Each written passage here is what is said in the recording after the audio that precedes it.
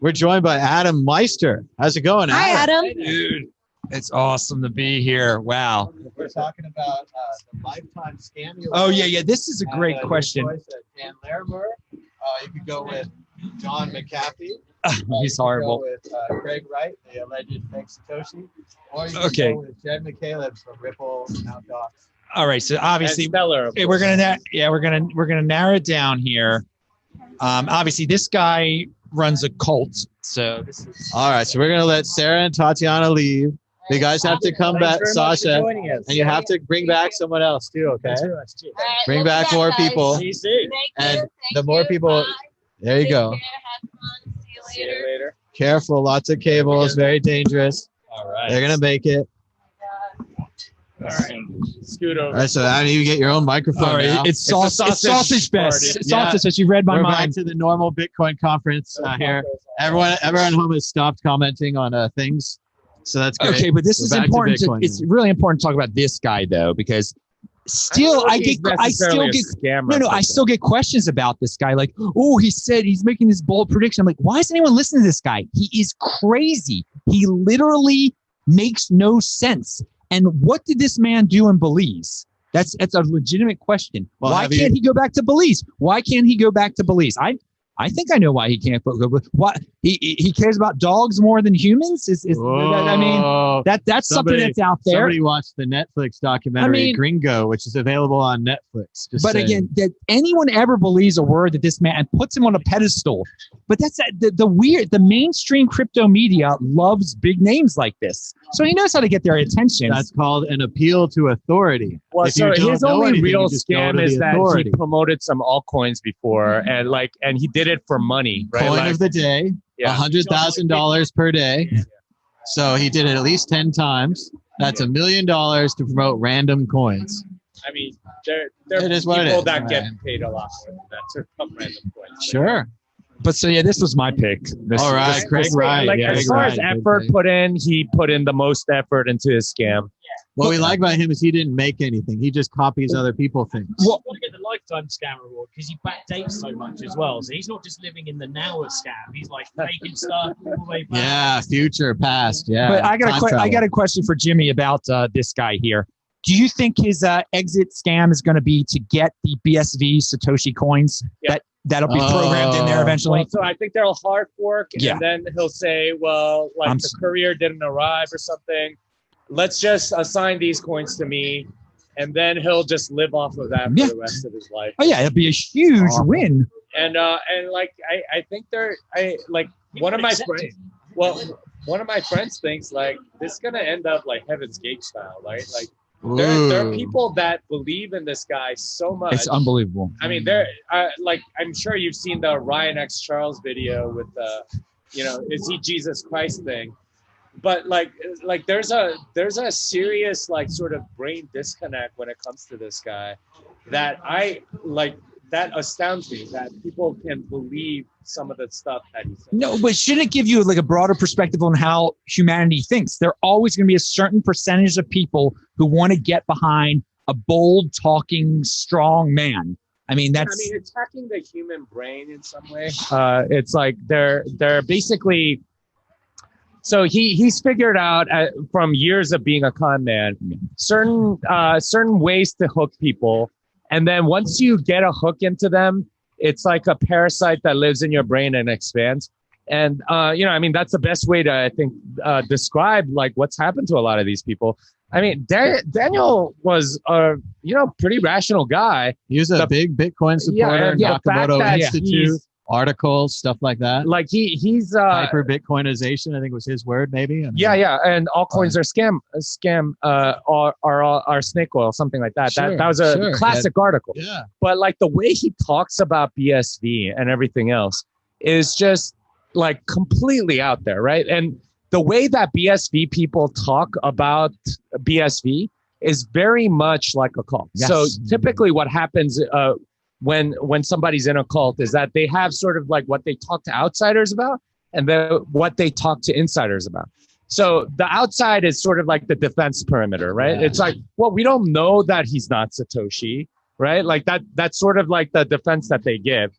But within it's talking about like these weird things that Craig talks about how, like you really can own databases, or, you can like he has a copyright, or like he's right because of these things. Like they don't necessarily defend any of that from the defense perimeter. Like usually the things that they talk to outsiders about is, well, you need bigger blocks because you need lots more transactions per second. And, you need to get rid of, pay to script hash or something like that because it wasn't in the original client.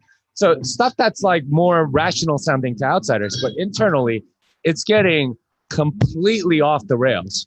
And that to me is very worrisome, because this is exactly what happens to cults like, Jim Jones or whatever. Jones. Yeah. Like where people end up actually like killing themselves and stuff. It's like, and it has to be seriously money's on the line. They've probably put all their money in this.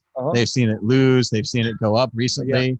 Yeah. They're well in. Yeah. It's very difficult to admit you've been scammed as well. So these and that's what he relies on. Yeah. They can't turn back because they've defied all logic, to get into that space. Well, I want to agree with what Jimmy said, that he had prior scam experience. This guy's an organized, ready con man. It's not a shame or a bad thing to be fooled by him. He fools lots of people. That's what he does. That's his job. So when he rolls in here, he's already prepared with all these different levels of things. Yeah, and a lot of people honestly came into the Bitcoin space in that same way, right? Like the fact that they've gone to altcoins, I think, is a blessing in disguise, right? Because they've all started their own ICO or token or marketing firm or something, right? Like where they're providing like rent-seeking services to people for lots of tokens or something like that. Well, how about this? I've heard a theory that Roger Ver was really the Pied Piper, and he intentionally led these bad people away from Bitcoin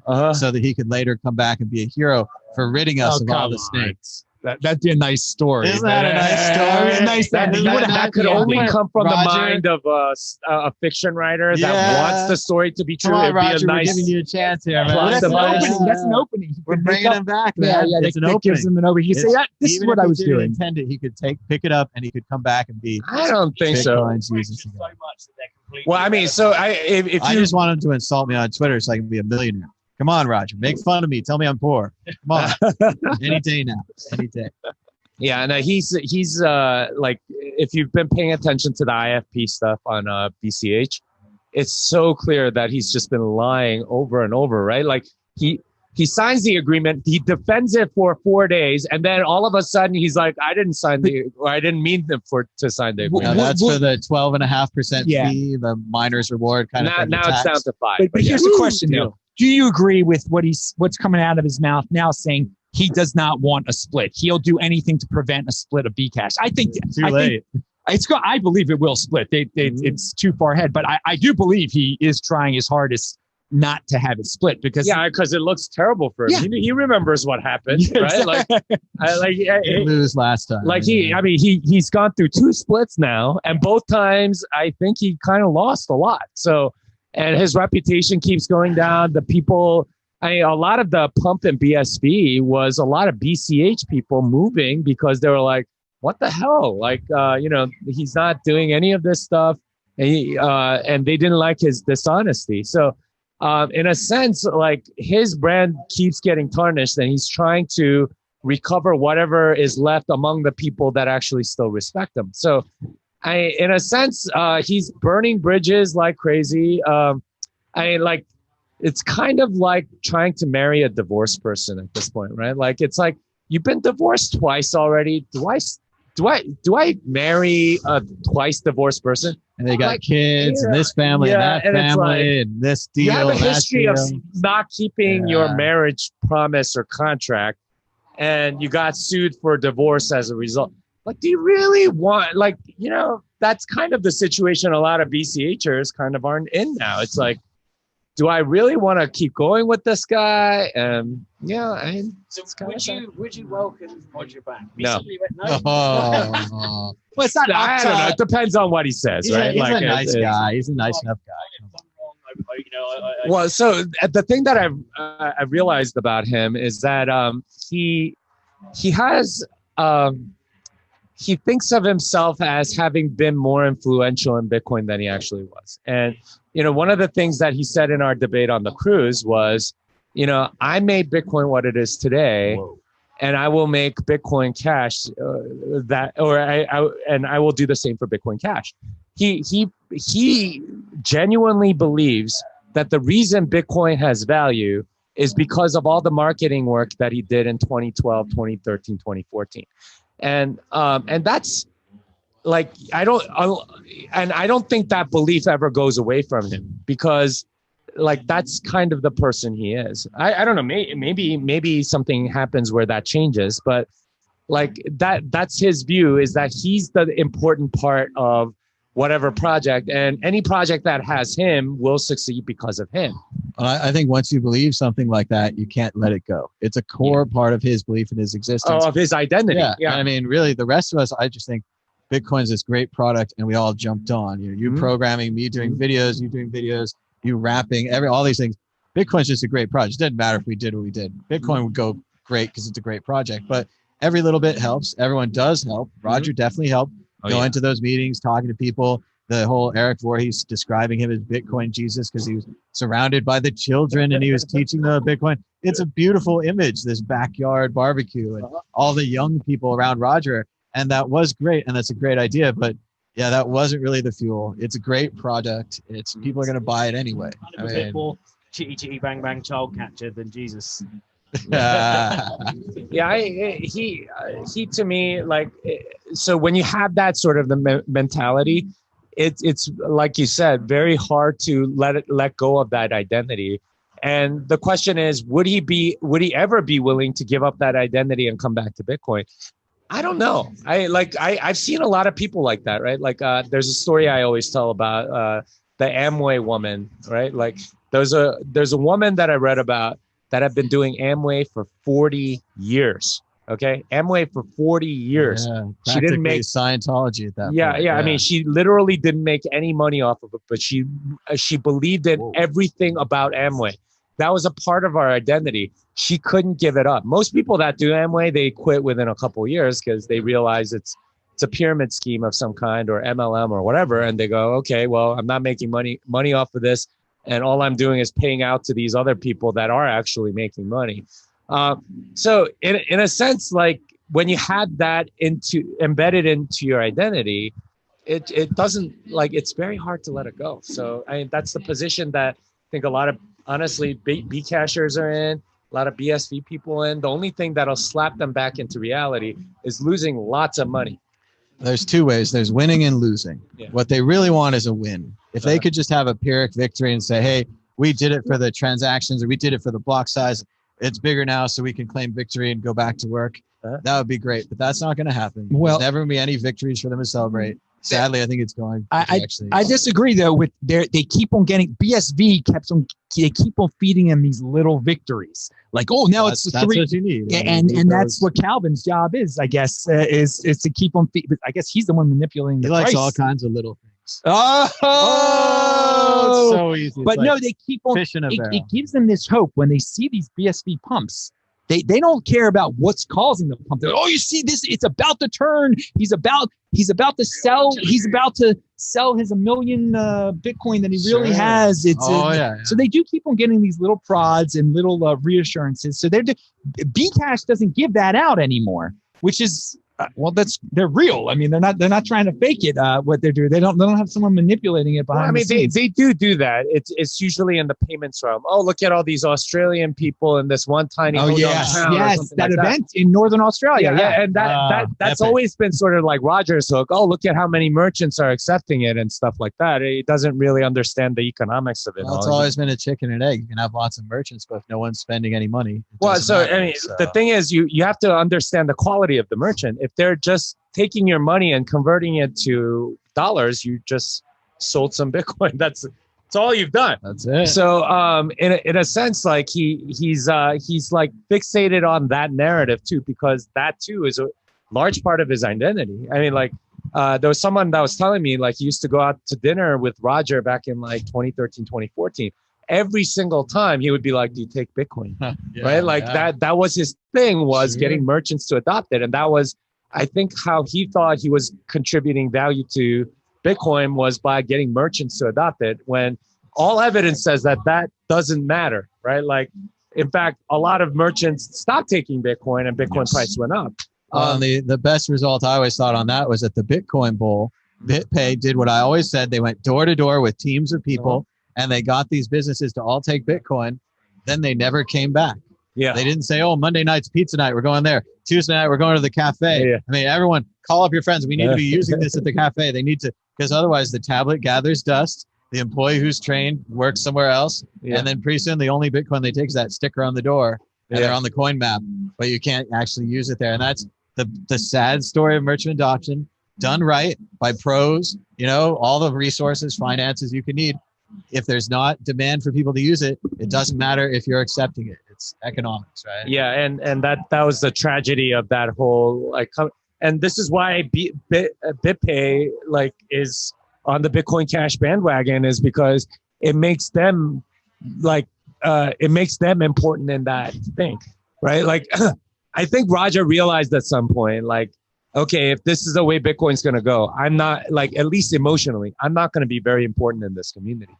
And again, you could just take your massive retirement fund and go sit on the beach and have a nice time, or show up to conferences. But it's important for him to be important, right? Yeah. It's more than money. He already got all the money that he wanted. He wanted something more, so he had to have his way, no matter what. And he got his way, and we'll see how it goes. Bitcoin Jesus, Jesus, there's only one, and so Roger Ver needs to be the only one sort of senior. Maybe he felt he had to go through the entire kind of life cycle of the Jesus, of being accepted and rejected and crucified and so forth. Whole new biblical level there, man. They call him Judas now. I mean, all the words are on the table. Do you think though that he really believed this guy was Satoshi? Do you think he really believed that? Well, so his mental thing is he'll believe what he needs to believe to be who he wants to be. That's beautiful. Right? That's a and he believed that Craig was Satoshi because it was convenient, right?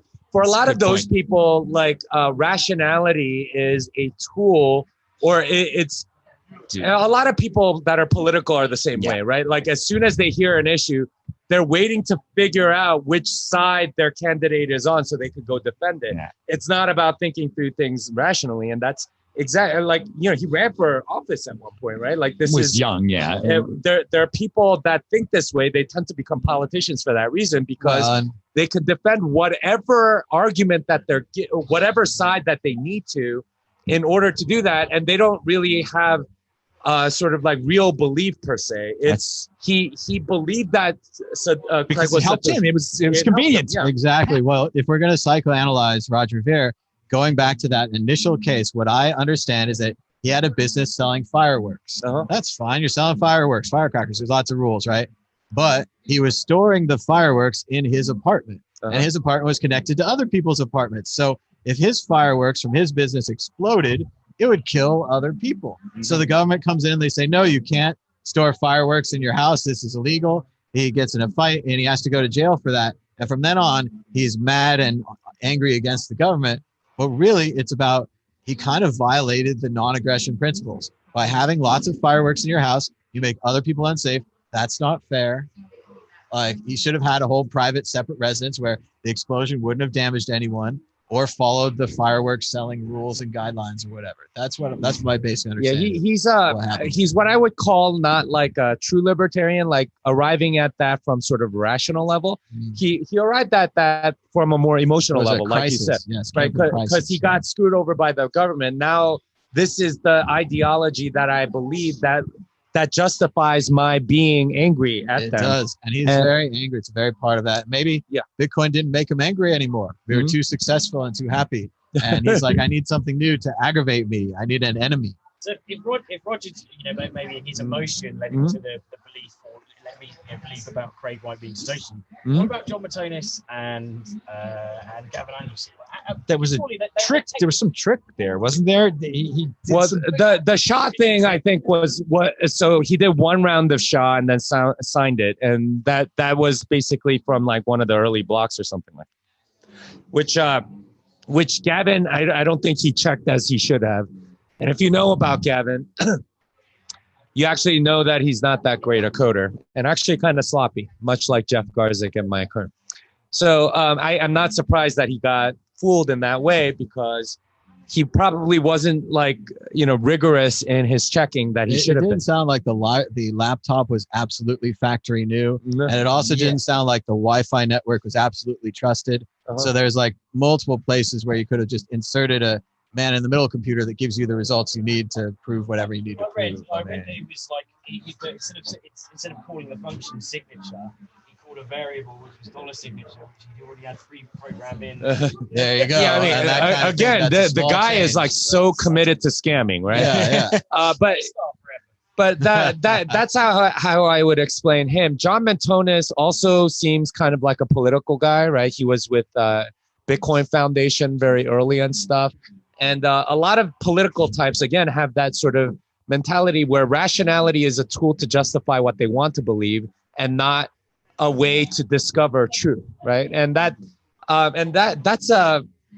not a good way to live, right? Well, like that happens it makes with history and science. If you seek to fulfill your hypothesis or you seek to write your history book a certain way, you'll ignore the evidence or you'll weigh it differently because of your pre-chosen belief. And that's what good disciplines teach you not to do. They teach you to go out and explore, and the results are the results. And you got to, even if it ruins your theory, you got to put the true results. Yeah, and that's integrity, right? And it's a virtue for a reason. And it's one of those things where if you don't have it, you really can't trust anything that comes out of that person's mouth because they will defend anything, right? Like they'll say anything. They'll in order to get you to believe it. And this is why people don't trust salesmen because they are often like that, and they'll use any tactic in order to get you to believe whatever it is that you don't know what it is that and you can't trust their information. Yeah, so John Mentonis, I think, definitely falls in that same category. People are saying stuff there. Conviction, people have conviction. Pound that like button. All right. Go. Well, this is okay. So obviously, people can ask questions there. Yeah. Do a chat, people. Yeah. Let's go over more of the which awards were covered so far. I think we've done these. Done these. We did them all. No, this is Scammer of the Year. This one's it's of the year. Oh, right. Of the year. Right is also nominated. Lifetime versus of the year. Okay. He's nominated. No, I know who should win of the year. It shouldn't be him because he's lifetime. Okay, so we got Craig Wright. Talked about him a lot. I don't know who that one is. Someone that both of us have had on our show before. The fake Satoshi guy. Yeah. Hang on. Let's talk about this guy because he's been on both our shows before in the past. Hexcoin. And the final one is Justin Sun from Tron. This is a really tough category. Scammer of the year. But you want to talk about Richard Hart from Hex? Well, he has to win. He said the biggest thing of the last year. Okay, so lay it out. What scam did they do? I mean, he made up his own coin that he was going to give away for free. Okay. But at the same time, he was selling it for Ethereum to people. So I say the people scammed themselves that gave him Ethereum. Okay, but you could have gotten the thing for free. But it's a ridiculous project. They also scam themselves if they had low information on Richard Hart. He's been around the community for a long time. A lot of people, I think, knew that he's allegedly Richard Schuler, the scam king, and that he used to send out lots of spam mail back in the 90s. And that's how he made his money, essentially scamming people, selling them fake products through spam, which he thought was fine, which again, from a libertarian perspective, sometimes you can take advantage of people and victims, and it's their fault for being suckers. So in a lot of ways, he made a lot of sucker money once. Then he came into this Hex thing, and it seems like he made a lot of sucker money again. Much like I want to point out something with him about people not having enough information on him. Right now, personal responsibility is a new counterculture. Okay, people, you find out on your own. But there were a lot of people in our space that have shows, that have podcasts. That knew exactly what he is, and they let him on the show again to talk about this stuff. Now, we had him on our shows long ago before he was into this. We didn't know all that stuff. He loved Bitcoin. It was great, whatever. But a lot of time has passed since then. He has exposed himself many, many times.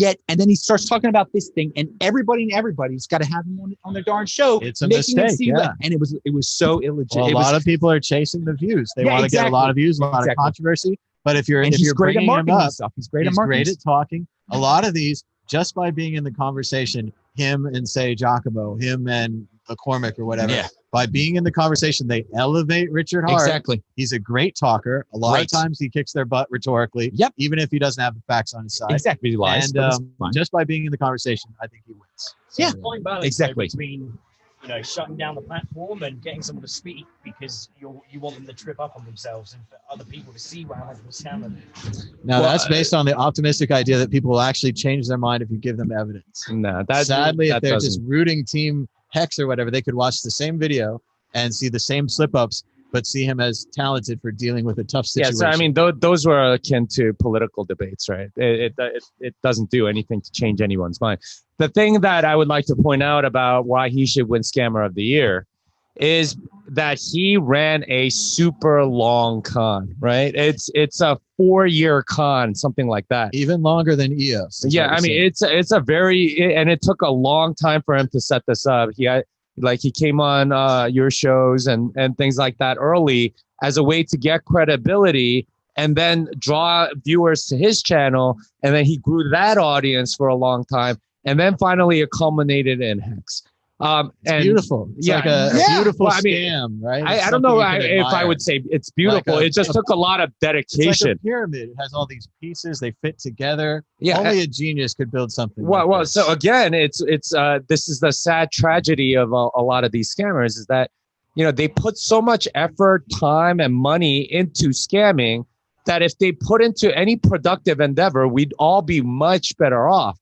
But instead, they'd rather take money through violence and through trickery, through scamming, through fraud, and that to me is the real tragedy. Is that they're essentially trying to steal money from other people instead of creating value on their own. I suppose the thing is stock market's a zero-sum game. Someone wins, someone loses all the time. And I suppose these people justify it by being like, well, at the end of the day, someone's always got to win and someone's got to lose. So they're like, I might as well. Well, so that's a very static sort of like socialist view of money, right? If somebody loses, someone has to win. The thing about economics is that if you're creating a new good or product, right, you're always adding to civilization in some way. That if people want, if I make a new widget, right? Like if I'm able to make a new phone for $5, right? Like that's as good as an iPhone. That adds benefit to everyone, right? Because people can buy it for a lot cheaper. And it hurts Apple because now they can't sell it for $1,000 or whatever. But it adds value to everybody else. And on net, because the cost of iPhones have gone down, now people can use it for all sorts of other things and make new products off of that, or think of new use cases that they couldn't think of before. But when you scam or cause violence or take money from other people through taxes or inflation or outright theft or scamming or whatever, what you're doing is really kind of almost negative sum, because in the theft itself, you caused, more, in order to prevent it, you cause people to spend more in order for security and all that stuff. You're also, not putting in productive capacity. So you always grow the pie when you're creating goods and services, but you're shrinking the pie slightly, at least on net even, as you scam and so on. So if they had just done nothing, it would be neutral. But they're actually causing us to lose. Yeah. And I think this goes well towards the next scammer of the year, who it says right here, Jorg Molt, who is pretty interesting. He has kind of a mad Bitcoins like hat on here. And as I recall, his main claim to fame is that he had a picture with Andreas Antonopoulos. And based on this picture, he was purporting himself as Satoshi, because only Satoshi could have a picture with Andreas Antonopoulos, as you know. I just am amazed that people can fall for this again, especially so soon Has after anyone Toshi. No, people believe that. People were asking me. He had a team of business people that worked with him that were collecting money and other things, because naturally, if I told you I was working with the real Satoshi, you would want to invest in my company, right? Like right here, right now, $100,000 into my company. And yeah, I'm flying around making speeches to promote the work of the real Satoshi. I mean, I work right with him. Hand in hand. This is a bigger question. Like we see these people popping up again and again, and people believe it every time. Why do people fall for this stuff? The same lies that are told over and over again in this space. I get the same question. Oh, I heard this guy out of Europe now says he's a Satoshi. Is he the real? I'm like, come on, dude. You've heard this last year with the guy out of Australia. I mean, it's the same thing over and over again. It's a regional scam. You can run it. Well, but at the same, you just need someone that speaks another language. And then they ask about what's the mining called no, not just the oh god. Coinbase. No. The special mining, the Citadel. No. That's going to change. Oh God, it's going to change. Quantum mechanics. Quantum. Thank you. Yeah. I get the quantum question every month or so. Like, oh, I heard this because someone comes out with a new quantum article every month, eyeballs. and it freaks people out. They keep falling like the for idea it of people again. breaking Bitcoin. It's exciting. So there's always like a portion of the population that will fall for that because their brains are hardwired a certain way, where like they want to at some level believe that they know something that other people don't. And like it's a psychological thing. So you're always going to have scammers like that. Other people, I mean, like rationality or critical thinking is just not that important to them, and they don't teach it anymore either. They don't teach it in school. They don't train kids. I like philosophy and things like that are enormously practically useful. It's just like not really taught the right way anymore. And it's whatever your own truth is, right? Like, and I mean, we were talking about religion earlier, but a lot of what gets missing once you have sort of like the default atheist sort of like morality that is sort of like taken as the standard is that, well, you make your own truth, right? Like beauty and truth don't exist. So therefore, like you can believe whatever you want. And this justifies people believing whatever they want to believe. And like using rationality as a justification of what they want to believe instead of a tool to discover truth. And those are very, very different ways to use your brain. One ends in tragedy, one ends in enlightenment. So the ultimate postmodernism is this guy with his hat pretending to be Satoshi because he knows Andreas. Yeah, it's only available in a society and civilization that doesn't think that there's rational truth. So that's. Well, we already talked about Craig Wright more than enough. Oh yeah, enough. We've got the rational truth of him. Oh, that's interesting, guy. This is an interesting story. Justin Sun from Tron nominated for Scammer of the Year. Recently, Tron raised a lot of money. Then they bought the company BitTorrent, not Bram Cohen, the guy who invented BitTorrent. He doesn't like Tron at all. Says he mutes and blocks anyone that mentions it to him. Later on, Tron recently bought the company Steemit. Pretty interesting. I thought it was a decentralized blockchain company.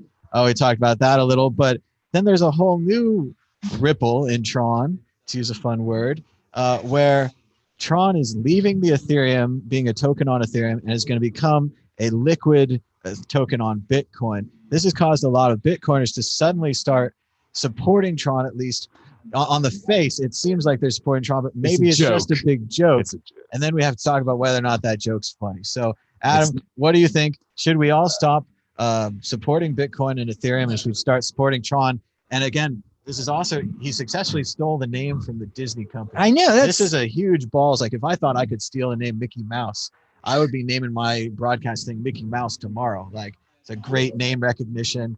It's endless copyright. They expand the copyright. I think marijuana distributors also kind of steal names for that reason, right? Sure, they have like interesting names for like strands of weed that's based on stuff that people actually know. The crazy part about that is there's strands of weed now, like the 311, the band, has a song called Amber, and they sell a strain called Amber. Yeah. And it has the logo of the band on it and everything. It's just bizarre, the level of getting to it. Mike Tyson having a ranch.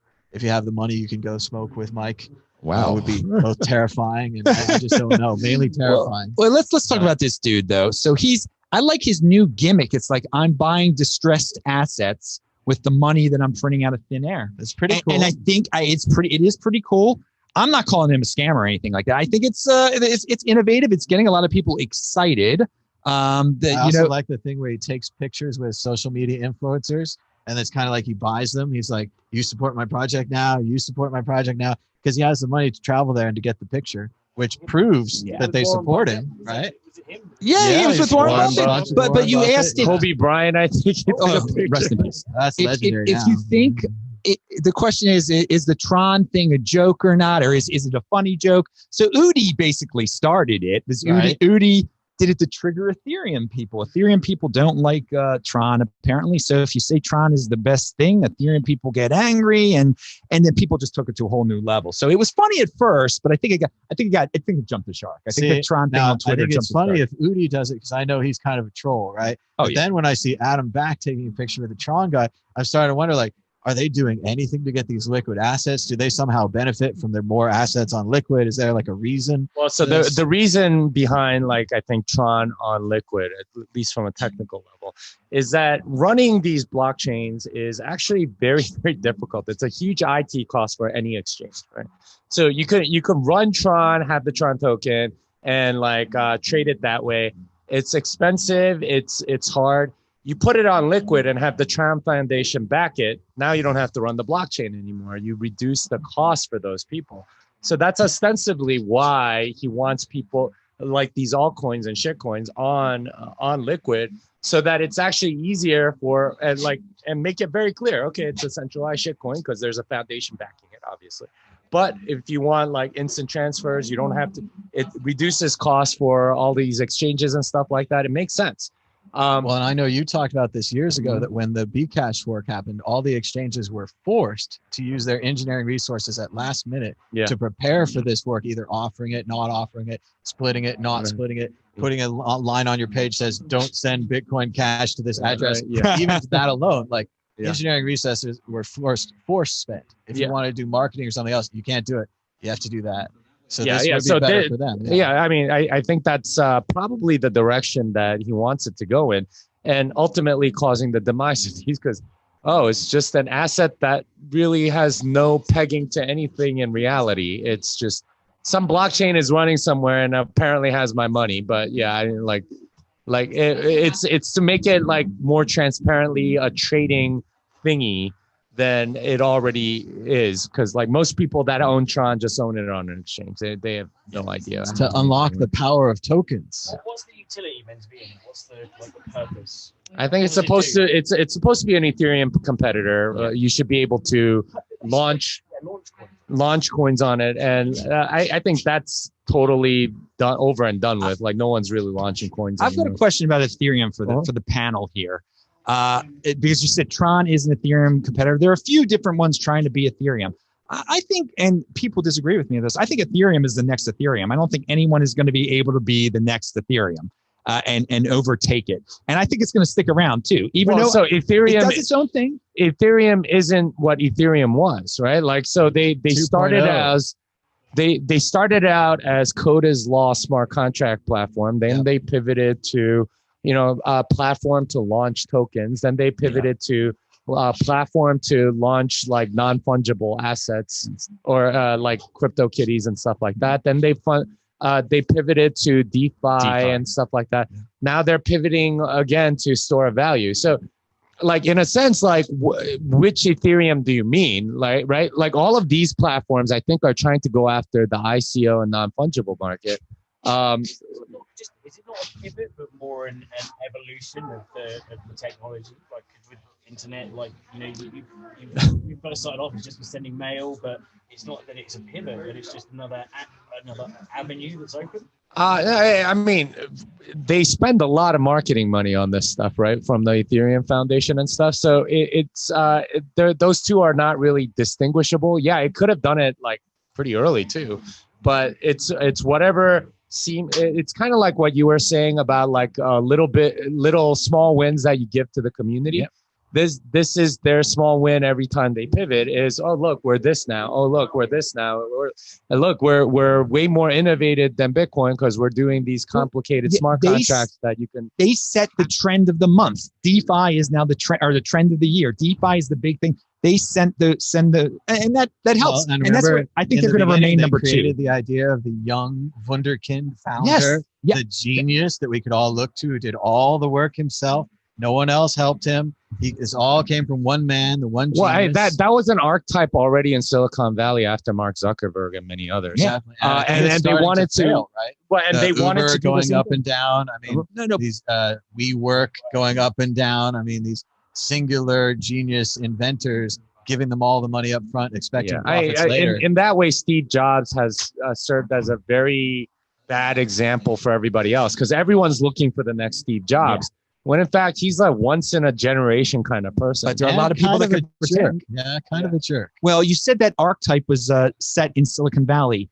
and you're absolutely correct. And because of that, those people in Silicon Valley, they love Vitalik, and I think that's why Ethereum is going to be able to stay what it is. It's a religious thing. They were set up to believe John the Baptist is the one, and John the Baptist showed up, and they're like, "Hey, because Bitcoin does not have that figure, so next one down is Ethereum. They have that guy. They will stay number 2. I don't care what gimmick they come up with next. I really, they're loved by a lot of smart people from Silicon Valley for some reason. Well, again, Silicon Valley people, especially VCs, they too use rationality as a way to rationalize what they want to believe. And they're trying to avoid risk, right? They're like the guys that make the movies, sequels, remakes, comic book movies, less risk.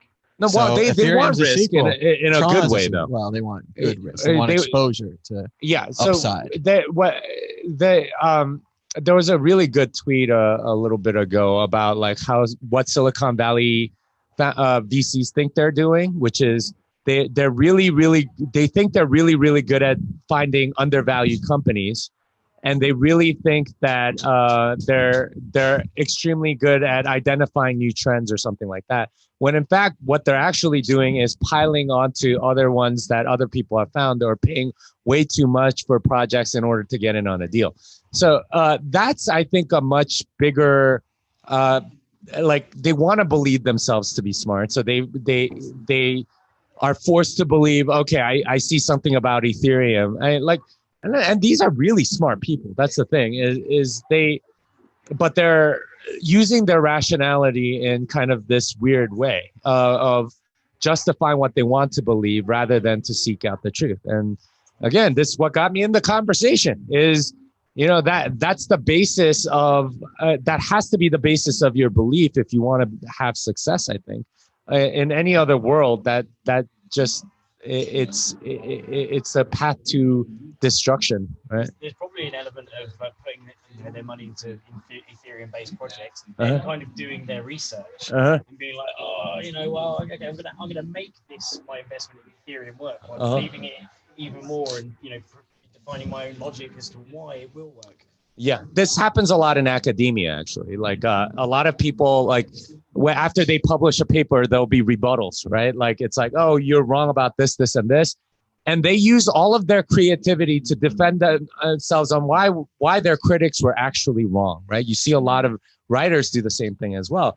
And that's, again, using your rationality to justify what you want to believe, which is that you are correct, rather than seeking out the actual truth. And this is a very difficult virtue, guys. And the human nature tends to want to like believe certain things, and you let what your dreams are control what you believe about reality. And that's I could believe I can fly, but that's not going to make me fly, right? But it feels good to believe things. People like that. Remember, Socrates said the truth is knowing that you know nothing. But that was not at all satisfactory to anyone. And they later killed him for polluting the minds of the youth of Athens. But knowing that you know nothing is not valuable. It doesn't feel good, but it is true. Mm-hmm. But believing in something, having a one thing and saying that's the truth, whether it's any number of these rigid beliefs that people have, that's satisfying. Because you know the truth.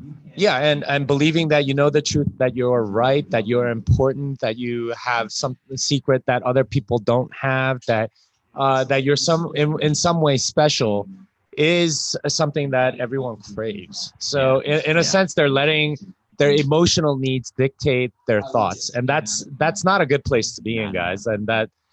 Yeah, I've got a question for the panel that's somewhat related. We were just talking about DeFi, Ethereum, et cetera, et cetera. Do you guys think the DeFi craze and pump will be bigger than the ICO one? I think it's dying already. No? Well, I'm afraid in general that all the altcoins are going to follow Bitcoin back up. So if Bitcoin makes a big move, all these other things make a big move, regardless of what they are, not because they're good or bad, but just because they're following the leader. Yeah. New money, then they make the money on Bitcoin, then they put it somewhere else.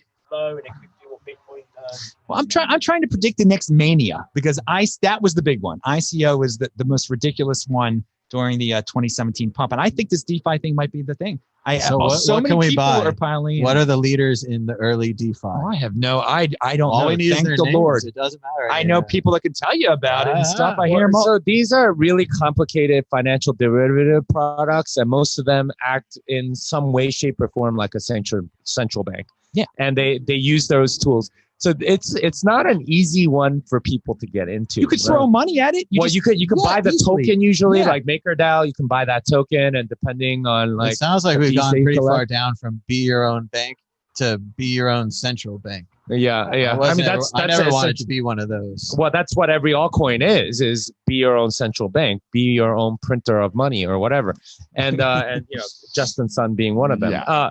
The whole idea though behind DeFi is complex derivative products, so you could bet on more or less anything, and these are not secure, and they're done in a way that's really complicated. So I mean, it'll be as popular as say like options are. Now there are options traders, lots of them, but like the regular man on the street, they don't really get into options per se. They get into more stocks or something like that they can actually understand, like futures, options, like derivative products off of those, CDPs and all kinds of those are way too complicated, and that's why I think DeFi is not like it's not that there wouldn't be a proliferation of them if there was demand. It's just too hard for people to understand.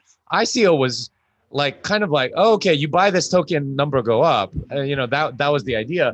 Like with DeFi, it's like, well, you can lock up your Ethereum and then get a loan in dollars, and then you may be able to pay it back for cheaper when Ethereum goes up. So like the value prop is like really difficult to kind of explain.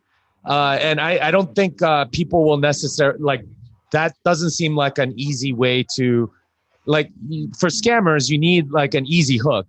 Here's how you're going to make money, right? Like, and I don't think that exists with DeFi. Dr. Ruja is going to double your coins by November. Yeah. This is why like Richard Hart was so adamantly saying every single time that he was on TV or any channel, they will risklessly make 600 times their money in 1 year, right? Like, because that's the ultimate message that he wanted to get out, and that's what everyone wanted to believe. In order for them to make money is that they will be a millionaire by next year because they put like $200 in Hex or something like that, and that's what they wanted to believe. And it's kind of sad, but it's how people buy lottery tickets too, right? It's like I buy 10. We're right here in Las Vegas. Perfect. All the odds are clearly against you, but yet you gamble anyway. Yeah, yeah, and like everyone believes that they're really good at poker, even if they're not, right? Like this is what they want to believe, and therefore So we have the poker tournament is coming up tonight. It's tomorrow. Tomorrow, Jimmy, will you be participating? No, I'm going back home tonight. You're on the final I table. knocked out Doug Polk. I came in like 13th. That was it. Yeah. So that was off the bucket list, but I still feel bad because it was Ace Jack. I had Ace Jack, he had Ace King suited, and I still beat him. Oh yeah, he's got a good hand there, Ace King. Yeah. Suited. Wow. I was on Tape's table and I beat in the first hand. I beat Tape, then after that I lost. All downhill. He carried on way longer than me. Yeah. It was a fun tournament, but I don't think I could justify spending like 8 hours at a table for. God almighty. Yeah, I mean, and you were incredibly focused too. I see you had the poker face. You're like locked in. Well, that's kind of my style of playing, and I think it comes from being an engineer. You just wait. Nice. Wait, and then like you have like a moment of crisis where you have to make a move, and then you do it, and then you wait. It's as they say, hours of boredom, seconds of terror. Yeah. I kept trying to get good cards. The good cards never came. I survived though. I think I got to play with Phil Lack and Jennifer Tilly for a little bit. That was pretty amazing. But I was out. The thing about poker, especially when the blinds are going up, like you're forced to make a move at a certain point. So you kind of it got tighter and tighter and tighter, and soon I was out of space. So, yeah. And if you get good cards, then you have to take advantage of it. So it gets to be this weird thing. So even though if you're not going to participate, who's going to win? Who's your odds-on favorite? We got Tone. I think Phil Lack, Jennifer Tilly, Doug Polk might be coming back. A lot of professional. I would say one of the professional poker players because. Not Adam Meister, not the man out of left field. I'm not playing. So the thing about Tone last year was he sucked out like 5 times. He should have been knocked out at like 50th, but he beat like 80-20 odds. There's also a lot of head hunting. I think people wanted to get you and Tone out. There's a bounty or some system. So I had a decent amount of chips and people kept going all in on me where I was in the big blind and it was like, only a little bit more to call them, so I had to call with trash sometimes. And I sucked out on those, so it was like, okay, well, I can't really do much, but sorry. But I mean, it was just rational to do. I like the game, and I like the game theory aspect of it, and that's really, I think, the only way to play it. But yeah, it's one of those things, kind of like I think the line I heard was sex and poker. Everyone thinks they're good at it, but can't be the true. Yeah. Well, what do we got? What do we got on the agenda here? Well, it'll be great to see who wins the awards, though. I will say that. You've got to vote on. So go to the website, which is. People vote on. You can still vote. It's on Twitter. If you go to Unconfiscatable, there's voting that you can go and look at, and you can just just click those, and then we'll count those. So that party's tonight. It's been great, like meeting all these people in person for real. I mean, it's have you not done that? Well, there's some people I'd never met Juan Galt in person before. You and I really haven't. You were in Tel Aviv when I was in Tel Aviv, and there were so many people watching you. I was outside and I just said, pound that like button. That's basically what I said. So you knew I was there, but we've actually never met in person. We've talked. Nice. Yeah. There we go. But we were in the same area and everything. But I've met this dude before, of course. We should get some people. But no, it's been a pleasure. There are a lot of cool, true Bitcoiners here today. Really true. No, here, you take my place. I'm going to get out of here. I'm going to bring you a lovely lady of Bitcoin. You guys want to see her more than me.